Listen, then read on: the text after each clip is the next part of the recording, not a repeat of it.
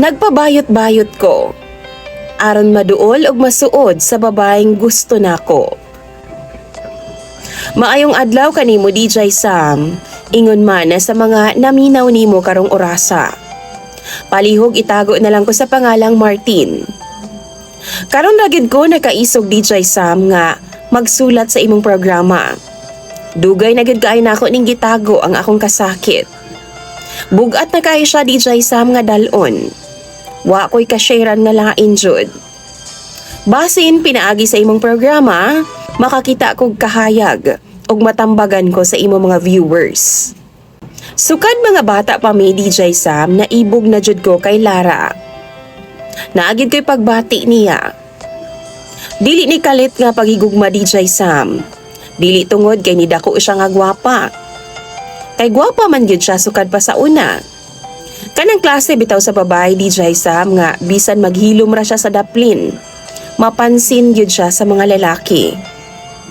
Samtang ako pirmi ra gid intawon ko sa likod, kana bitaw luuyon og hitsura DJ Sam, kanang bulihonon ba sa among klase.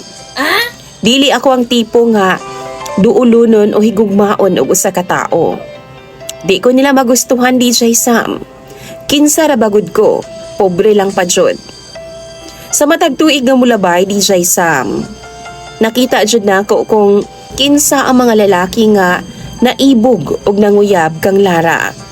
Tan-awon gud nako sila no, bagay kay sila ni Lara. Usahay manliit gid ko sa akong kaugalingon. Ug matag higayon nga makita nako siya nga naay kauban nga lain, mura gid og kumuton ang akong dughan DJ Sam. Dili gid ko makasulti sa ako ang gibati sa iyaha. Kay wa man ko'y lakas ng loob. Og tungod ni ana, nawad-an gyud kog paglaom kaniadto. Kabalo ba ka DJ Sam kung unsa ang pinakasakit? Kana ganing gusto kay ka muduol sa usa ka tawo, pero kahibaw ka nga kung muduol kanya isip ikaw, basin masakitan ra kapag ayo. Basin i-reject ra ko niya. Mao nang nakahimo ko or nakahuna-huna kog desisyon nga hangtod karon ginapas-an ako. Nga maogyod ang hinungdan na sa akong problema. Nagpabayot-bayot na lang ko DJ Sam. Dili tungod kay bayot ko, kundi kay maura gid intawon ang akong pamaagi para maduol kang Lara. Sa ingon ana manggod nga pamaagi DJ Sam, maduol ko sa iyaha. Di na siya mahadlok nako ug dili na siya maghuna-huna og ngilad.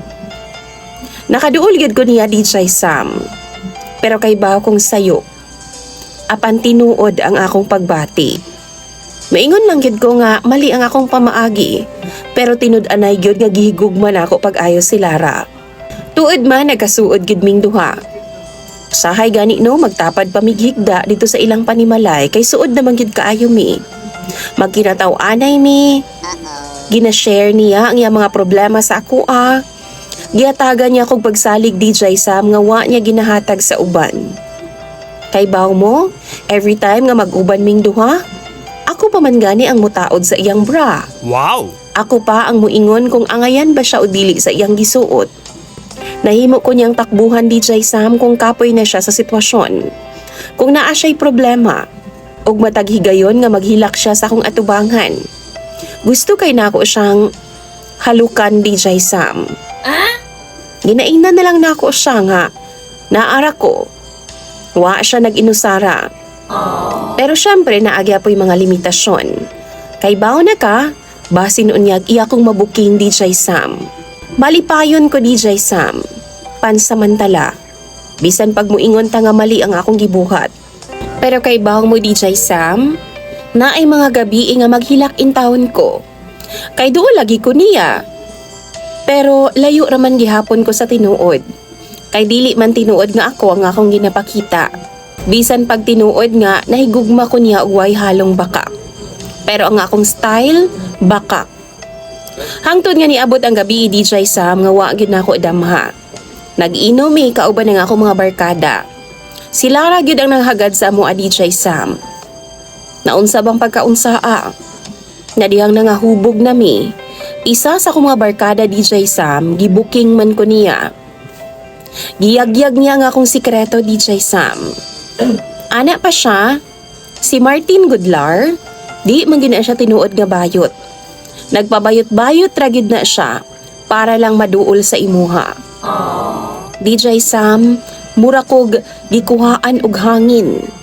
Di ko makaginhawa ni atong panahona. Nihilom ang tanan gud ug mitan-aw sila sa ako ang barkada nga ni istorya. Ang katawan-ay namo DJ Sam, ang akong kalingaw, napulihan gid in taon og kakulba. Gitan-aw ko ni Lara DJ Sam ug gipangutana ko niya. Tinuod ni DJ Sam, suko kay siya nako. Nasabtan pud nako ang iyang gibati kay giloko man gyud nako siya. Nahigugma lang ko DJ Sam. Bisan pagsayop ang akong pamaagi pero tinuod ang akong paghigugma niya. Kadto nga time DJ Sam, wa na ko'y mahimo pa kundi ako na lang yung giangkon sa iyaha ang tanan. Nakahilak gud siya sa kalagot nako DJ Sam. Ug human ni ato, wa na gid siya nagparamdam pa sa akoa. Giblock ko niya sa tanang social media accounts. Karon DJ Sam, mangutana ko sa imuhang mga viewers. Ang gugma ba pag nagsugod sa bakak? Wa na bagyo chance nga mapasaylo niya? O do na pa'y higayon nga maminaw siya nako kung i-explain nako ang tanan DJ Sam. Tanaw ninyo, naa pa ba ko'y tsansa sa iya ha? Maayos pa ba ang sitwasyon namo ni Lara? Kanimo Lara, kung naminaw ka karon, gusto lang yun unta na akong masayra nimo nga wa ko nagmahay nga gihigugmata ka.